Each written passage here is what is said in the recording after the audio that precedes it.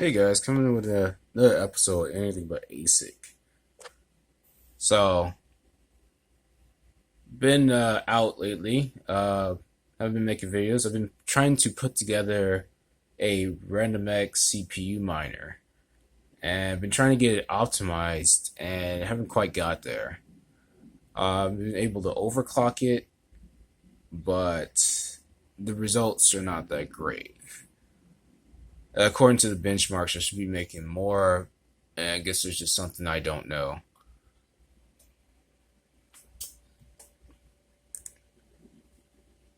Apparently, activating large pages will get you a higher hash rate, about 20%, but like I said, I haven't figured out how to do that.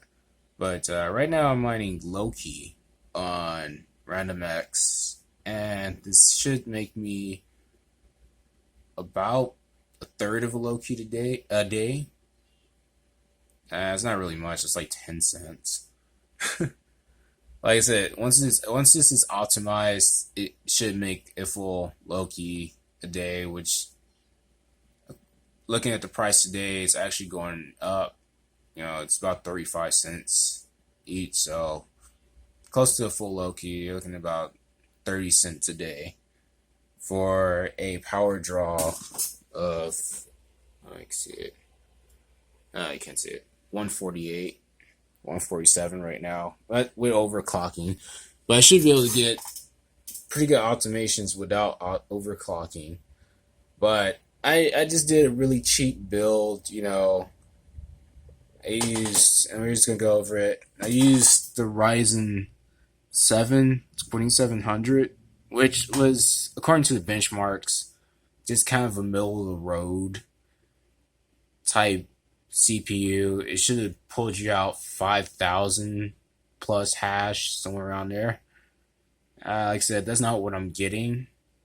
But like I said, I haven't figured out how to optimize this. I think if I look through XMR rig, XRM rigs website closely enough, apparently there's some way to activate a CPU backend. Most pools just auto config for you as soon as you log in. It seems like the pool I'm mining with does that. Maybe I have to find a different pool. But yeah, just a cheapo setup. Didn't cost me much. The CPU with cooler was 160. I got a real cheapo MSI motherboard. Let me see if I can find it real quick. There we go. Yeah, just a cheapo MSI Pro version 2, $60. Some cheapo RAM, which I was talking to a friend, he was like, you shouldn't cheap out on the RAM. You should get the 3200 megahertz. And I got like two sticks, 16 gigabyte, 2400 megahertz.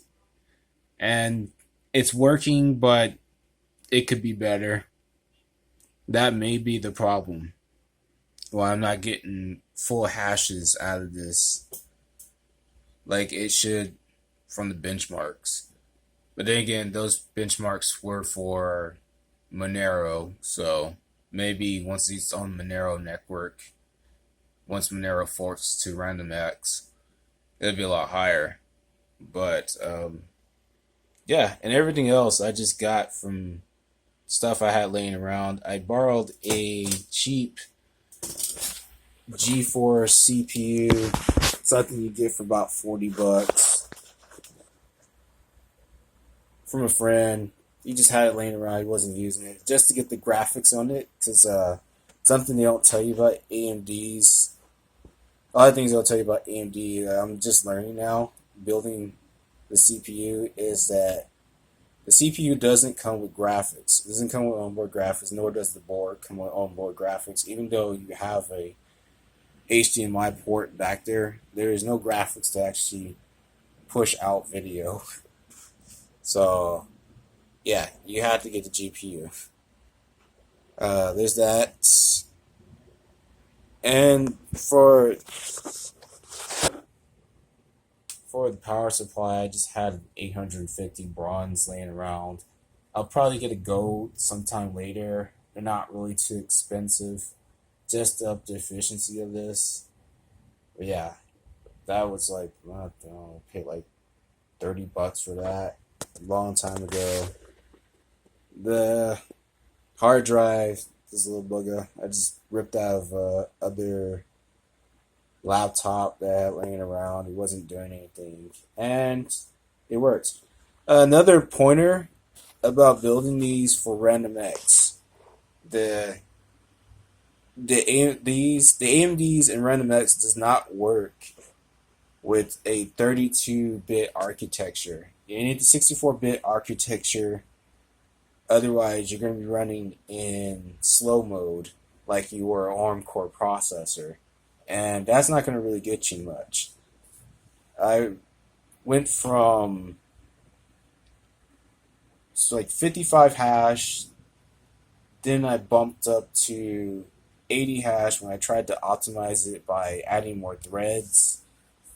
And eventually I figured out that it was because I was running a 32 bit architecture in the laptop on Ubuntu, and I was trying to run it on this AMD, and it just wasn't working. It's great, but yeah, that's the build. It's nothing special. It works. Like I said, I'm gonna get some better RAM, see if I can optimize it, and go from there. I don't know anything else. I can't think of anything else I could do. Apparently, like I said, there's some backends on the CPU options like extra threads, huge pages, and other things that I haven't gotten into yet, or at least tried to, and I just haven't figured out how to optimize them. But yeah, I really think this is a worthwhile venture, and I think this is the way we should be mining cryptocurrencies. There's really no need for huge ASIC farms. GPU, there's that, GPUs out there. But as the space matures and I see more coins adopting RandomX, I think that we're going to get back to where we were in the original ideal of just one CPU, one vote, and just using consumer products to mine cryptocurrencies.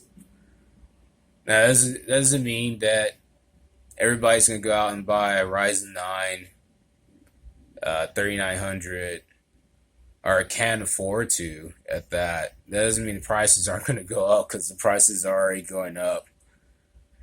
Not tremendously, but there's some definite price gouging happening. But yeah, guys, that's just my build, and I will be making another and upgrading the RAM on this to see what happens. And I'll definitely get back to you guys when I do that. And I think for the other rig, I'm going to be using, maybe the 6 core.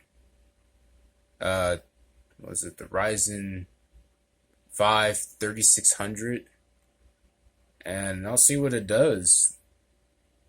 Alright, guys. It's another episode of Anything But ASIC. I will see you guys later. Keep hashing, keep decentralized.